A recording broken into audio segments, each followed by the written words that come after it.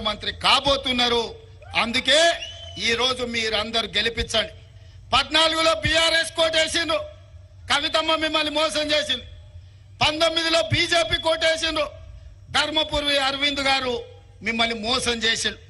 నేను ఇవాళ మిమ్మల్ని అడుగుతున్న మిత్రులారా, మోసం చేసిన వాళ్ళు కావాలన్నా, మోస పార్టీలు కావాలన్నా, 10 ఏళ్ల నుంచి ప్రభుత్వంలో ఉండి పసుపు పోటీ ఇవ్వలేదు, రైతుల గిట్టుబాటు ధర ఇవ్వలేదు, చక్కెర కర్మాగారం తెరవలేదు, ఈ ప్రాంత రైతాంగ ఆత్మ గౌరవాన్ని తాకట్టు పెట్టి మీరు వారణాసిలో మోడీకి వ్యతిరేకంగా నామినేషన్ లేకపోతే పోలీసులను పెట్టి నిజామాబాదు రైతాంగాన్ని కొట్టించిన మాట మీరు మర్చిపోయినరా? బీఆర్ఎస్ చూసిరు, బీజేపీని చూసిరు. ఒక్కసారి జీవనానికి అవకాశం ఇవ్వండి. పెద్ద మనిషి, రైతు బిడ్డ, రైతులకు నాయకుడు కాదు, ఆయనే రైతయా.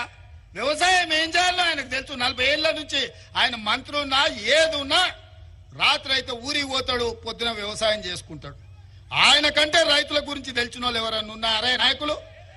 మేమంతా పాయింట్ షర్ట్ వేసుకునేటోళ్ళమే, అన్నలాగటోళ్ళు చెప్తే వినటోళ్ళమే.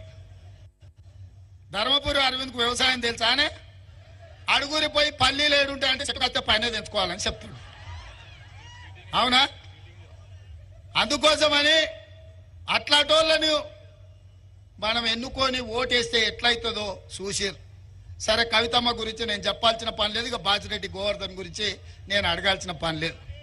ఆయన గిన ఓటేస్తారంటే ఆయన కొడుకులు అచ్చోసిన ఆంబోతులాగా మీ మీద పడతారు.